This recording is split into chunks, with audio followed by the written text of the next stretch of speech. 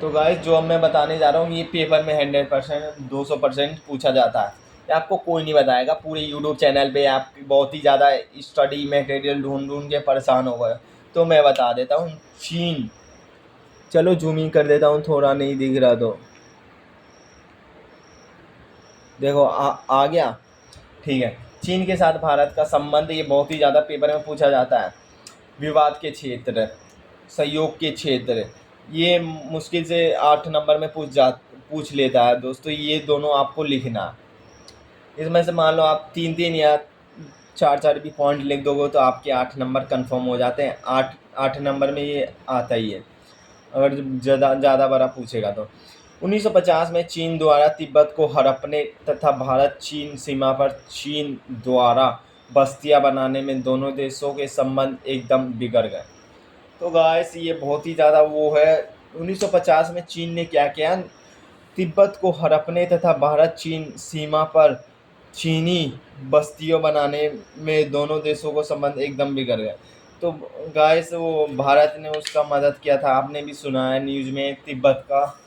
तो इसीलिए दोनों देशों के संबंध बिगड़ गए। अरुणाचल प्रदेश, जिसे हम लोग कहते हैं एपी, कुछ इलाके और लद्दाख के अक्साई चीन क्षेत्र क्षेत्र पर प्रतिवर्ष दावे के चलते 1962 में भारत चीन का युद्ध हुआ, जो कि इस युद्ध को पता है दोस्तों बहुत ही भयंकर तरीके से चीन ने जीत लिया। 1962 के युद्ध को भारत की सैनिक ने पराजय हुई। देखो आया, भारत चीन संबंधों में इसका दीर्घकालिक असर हुआ। बहुत ही बुरा असर पाया। 1976 तक दोनों देशों को कूटनीतिक संबंध समाप्त हो ही रहे। दोनों देश में दोस्तों तालमेल बिल्कुल ही नहीं था। आप सोच सकते हो, जो कि अब भारत में जो कि चाइना के माल बहुत ही ज़्यादा बिकते हैं, प्रोडक्ट, खिलौने, जो भी चीज़ पहले वो भारत नहीं खरीदता था। दोनों देशों के बीच हाल के समय हुए सीमा विवाद से भी संबंधों में गिरावट आई, बहुत बड़ी गिरावट आई। पाकिस्तान के परमाणु हथियार कार्यक्रम में चीन मददगार है। तो दोस्तों पाकिस्तान हमारा विरोध है भारत का, और चीन जो है सपोर्ट करता है पाकिस्तान को। तुम लड़ो, मैं तुम्हें हथियार दूंगा। तो गाइस यही है सिंपल फंडा। पर जो दोस्तों अगर जो पाकिस्तान हारने लग जाता है तो फिर बाद में चीन साइड हो जाता है, और तू भाई भाई तू पीट, मैं नहीं आ रहा तेरे पीछे। तो बांग्लादेश म्यांमार से चीन के सैनिक संबंधों को दक्षिण एशिया में भारत हितों के खिलाफ माना जाता है। तो गाइस ये सब मत करना, मुश्किल से 4 पॉइंट ले लेना बस जो मैंने बताया। संयोग क्षेत्र, संयोग क्षेत्र बता देते हैं। 1907, ये बहुत ही ज़्यादा डिफिकल्ट लग रहा है। आप भी सोचोगे यार कैसे याद करूं, मेरे को तो याद नहीं आ रहा। दोनों देशों के संबंध का राजनीतिक ही नहीं आर्थिक पहलू भी है। दोनों देशों में दोस्तों संबंधों में राजनीतिक नहीं आर्थिक भी पहलू है। दोनों देश एशिया राजनीति की और अर्थव्यवस्था में महत्वपूर्ण भूमिका निभाना चाहते हैं।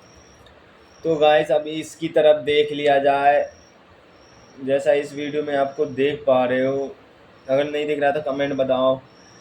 दिसंबर 1988 में राजीव गांधी द्वारा चीन का दौरा कर संबंधों में सुधार लाने का प्रयास किया। राजीव गांधी ने 1988 में सुधारने का संबंधों का प्रयास किया। आप लोग सोच रहे हो 1988 क्यों बोल रहा है, क्योंकि दोस्तों मेरे को अंग्रेजी बहुत कम आती है, हिंदी बहुत कम आती है। 1988 में बोलता हूँ, 1978 बोलते हैं, थोड़ा मुझे अजीब सा लग रहा। दोनों देशों में सांस्कृतिक आदान प्रदान, विज्ञान तकनीकी के क्षेत्र में परस्पर सहयोग और व्यापार के लिए सीमा पोस्ट खोलने के समझौते किए। दोनों देशों ने आपस में आदान प्रदान विकास किया। 1999 से भारत चीन व्यापार लगभग 30% सालाना की दर से बढ़ रहा है। तो 1999 में दोस्तों भारत और चीन का समझौता हो गया, जो कि व्यापार लगभग 30% बन गया। अब दोस्तों सोचो 2025 चल रहा है तो इस समय व्यवहार कितना ज़्यादा बड़ा होगा। 2017 में बढ़कर ये $84 अरब का हो गया। तो गाइस 84 अरब अरब डॉलर, यानी कि आप सोचो कितना हो गया 2017 तक।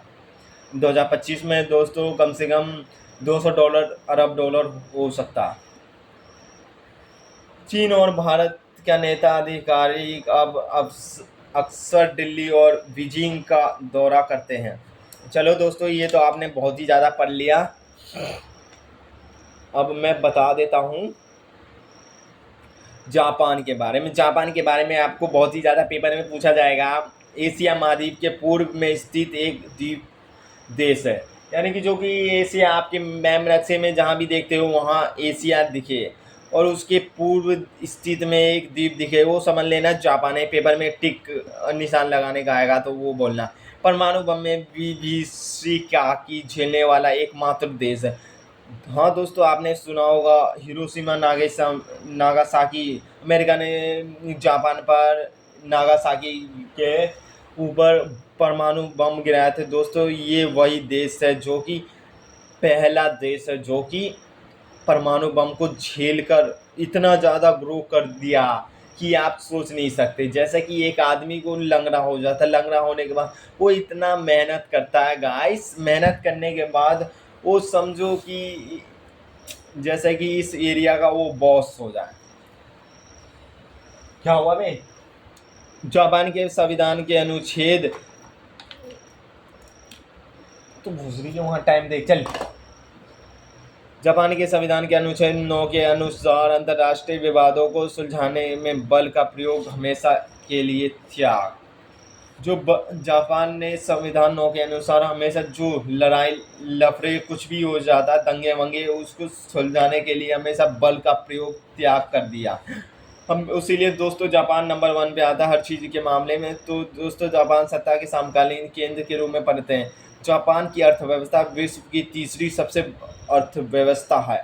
ये भाई आपको कोई नहीं बताएगा। जापान की अर्थव्यवस्था जो है विश्व की सबसे तीसरी व्यवस्था है। पहले नंबर पे आता है अमेरिका, दूसरे नंबर पे आता है यूरोप, तीसरे नंबर पे आता है जापान। 1964 में जापान OECD का सदस्य बना। OECD क्या है मैं ये नहीं बताऊंगा, कमेंट करके बताना इसका फुल फॉर्म क्या है। ये बहुत ही ज़्यादा पेपर में पूछ लिया जाता है। तो गाइस आपको ये दिख रहा होगा, एशिया के देश में अकेला जापान ही समूह 7 का सदस्य है। एशिया का देश यानी कि अकेला, यानी कि मैं इतना यार समझाऊंगा नहीं, आप समझ जाओगे खुद ही, बहुत ही आप पढ़े लिखे बंदे हो। आबादी के लिहाज से जापान का विश्व में 11वां स्थान है। और बाकी बात करते हैं हम दक्षिण कोरिया। दक्षिण कोरिया के बारे में ऐसे वैसे नहीं पूछा जाएगा आपके बारे में, ये पूछ लिया जाएगा दक्षिण कोरिया और भारत के संबंध कैसे हैं। ठीक है गाइस, बता देता हूँ। कोरिया प्रायद्वीप विश्व युद्ध के अंत में दक्षिण कोरिया तथा उत्तरी कोरिया विभाजित किया गया। जो गाइस विश्व युद्ध चला ना, उसमें दक्षिण कोरिया पहले एक था। जैसे कि पहले के समय भारत एक था, फिर पाकिस्तान टुकड़े हो गया भारत का, फिर उसी कारण कोरिया का जो 2 देशों में नॉर्थ कोरिया साउथ कोरिया हो गया। ये एशिया महाद्वीप में स्थित है। ये एशिया जो है महाद्वीप में स्थित है। रिपब्लिक ऑफ कोरिया की राजधानी सियोल है, जहाँ से नदी होकर सिवान जो पढ़ते हो ना, हान नदी होकर गुजरती है। तो आपको ये वाला बुक का नाम दे दिया जाएगा जो कि यहाँ पे दिख रहा है। और दक्षिण कोरिया की राजधानी क्या नाम है? सियोल, ये पूछ लिया जाएगा। और बाकी बात करते हैं, ये सारा आपने देख ही लिया होगा और कुछ नहीं आने का। आज का इतना ही, टॉपिक ख़त्म। एक चैप्टर आज हमने फिनिश कर दिया। ये सब आपको मैं नहीं बताऊंगा। चीन द्वारा तिब्बत पर कब्जा कब किया गया, बताओ कमेंट करके जल्दी जल्दी। यूरोपीय संघ की स्थापना कब की गई, बताओ जल्दी। आसियान की स्थापना कब की गई। चीन में कृषि का निजीकरण कब किया गया, जल्दी बताओ। आप सब ने देख लिया, कमेंट करो धड़ाधड़। चलो ठीक है, आपको मिलते हैं। ये पूरा ख़त्म हो गया। ये वाला चित्र देख लेना, ये ऐसे ऐसे पेपर में आते हैं, प्री बोर्ड में ज़्यादा पूछे जाते हैं। और बाकी ये सब हमारा वो है मानचित्र है राजनीति का, इसमें क्वेश्चन बने थे। यूरोप संघ का एक पुराना सदस्य देश है। पुराना सदस्य देश आप